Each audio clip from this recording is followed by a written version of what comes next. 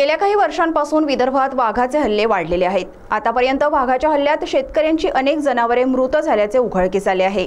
अशीच एक घटना पळसगाव वनपरिक्षेत्र अंतर्गत येणाऱ्या करबडा फाट्यावरील शेतीमध्ये घडली असून वाघाने जबर हल्ला करून गोठ्यात शिरून सुनीता नागोसे यांच्या मालकीची 4 जनावरे ठार मारली होती। ऐन शेती हंगामात जनावरे ठार मारल्यामुळे शेतकऱ्यांचे मोठ्या प्रमाणात नुकसान झाले आहे। या दिवशी वनविभागातील अधिकारी हे घटनास्थळावर उशिरा आल्याने संतप्त जनावरे मालकांनी आणि नागरिकांनी वनविभाग अधिकारी वर्गांवर मोठा आक्रोश केला। त्यावेळी वन कार्यालयाच्या वतीने तात्काळ मदत म्हणून 50,000 रुपये देण्यात आले होते आणि उर्वरित शिल्लक असलेली रक्कम 15 दिवसात कागदपत्रांची पूर्तता केल्यानंतर देण्यात येईल असे लेखी आश्वासन दिले होते। मात्र तब्बल 25 दिवस होऊनही नुकसान भरपाईचे अनुदान न मिळाल्याने शेतकरी भालचंद्र नागोसे, अशोक नन्नावरे, अमर धारणे, रुपेश सोनावणे या जनावरे मालकांनी आज सीटीव्ही प्रतिनिधीजवळ आपली समस्या मांडली। 1 महिन्यापूर्वी याच गोट्यामध्ये वाघाने 2 बैल, 1 कालवड आणि 1 गाय ठार केली होती आणि या ठिकाणी या पळसगाव परिक्षेत्राच्या अधिकारी या ठिकाणी स्वतः उपस्थित झाल्या होत्या आणि त्यांनी या ठिकाणी 15 दिवसात भरपाई देण्याचे कबूल केले होते। 1 महिन्यापूर्वी तुमच्या गोट्यातले जनावर वाघाने ठार केले होते, किती भरपाई मिळाली तुम्हाला आतापर्यंत? त्या दिवशी म्हणजे 21/5/2025 ला माझ्या शेतामध्ये शेत सर्वे नंबर 124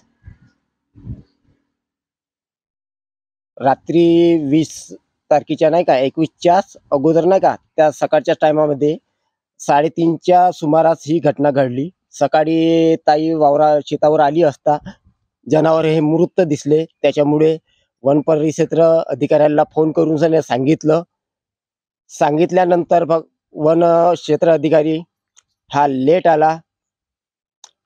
त्याच्यानंतर नाहीपेक्षा मी इथं 8:30 ते 9:30च्या दरम्यान आला। मी कॉल केलं, त्याच्यानंतर त्या मॅडमला फोन केला, फोन करून सांगितलं किती वेळ आहे का शेतकऱ्याचे जनावर जेव्हा मरण पावते तेव्हा त्या स्पॉटवर याला उशीर का करता बा, म्हणजे शेतकऱ्याचा वाली कोणीच नाही का बा, असं सांगितल्यावर असा फोन केल्यावर नाहीपेक्षा 9 ते 10 वाजताच्या दरम्यान वन अधिकारी मडावी मॅडम आणि मदनापूरचे गारड साहेब हे उपस्थित झाले।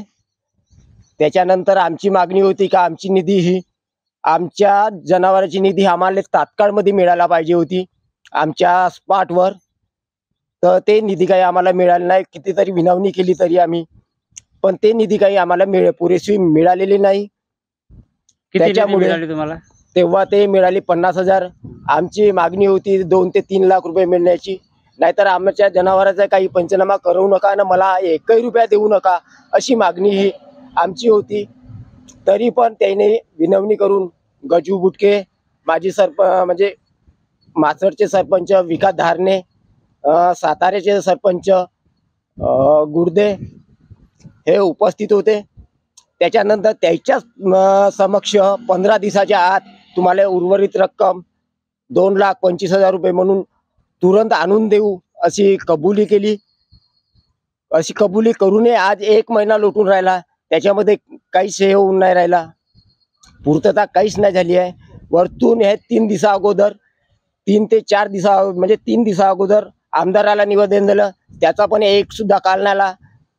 त्याच्यामुळे आमच्या चिमूर तालुक्याचा प्रतिनिधित्व करणारे आमदार बंटीभाऊ बांगड्या यांनी शेतकऱ्यासाठी काय केलं आणि आमच्या शेतकरी मासळ या गावामधले नाहीपेक्षा 6 ते 7 जनावर मेले आहेत। त्या शेतकऱ्याला तात्काळ निधी अजूनपर्यंत नाही दिली आहे, कोणाला 2-2 महिने 3-3 महिने झाले आहे।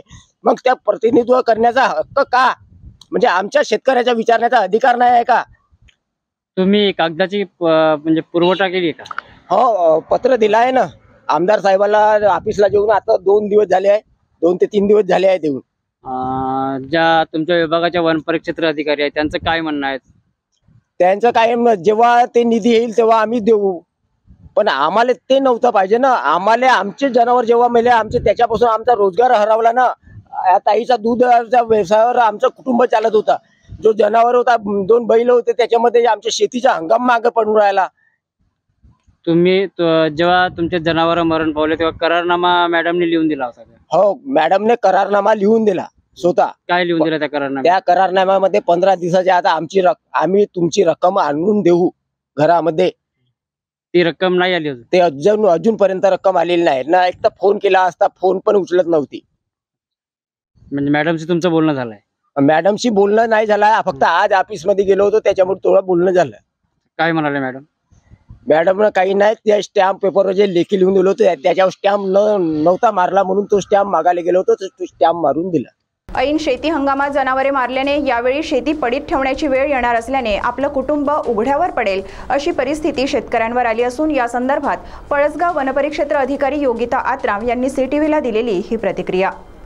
मॅडम, भालचंद नागोसे यांचा असा आरोप आहे की 1 महिन्यापूर्वी त्यांचे 4 जनावरे वाघाने ठार केले, त्यांना अजूनपर्यंत मदत मिळाली नाही असा त्यांचा आरोप आहे. तुमचं काय प्रतिक्रिया? त्यांना मदत तर झाली आहे भाऊ. मी तात्काळ ज्या दिवशी घटना झाली 20/5/2025 जे घटना झाली त्यावेळेस मी तात्काळ मदत ही 50,000ची केली आहे आणि 10 दिवसात म्हणजे 30/5/25 मी पूर्ण त्यांची केस रेडी करून माझ्या घाट फॉरेस्टरकडनं रेडी करून वरिष्ठ कार्यालयामध्ये पाठवली आहे आणि वरिष्ठ कार्यालयामध्ये पाठपुरावा करून पैसे सुद्धा त्यांनी ट्रान्सफर केले आहेत. पण काही तांत्रिक अडचणीमुळे माझ्या DDO अकाउंटला जमा झाले नाही ते पैसे. ज्या वेळेस ते पैसे जमा होतील लगेच मी त्यांच्या अकाउंटला ट्रान्सफर करून देईल.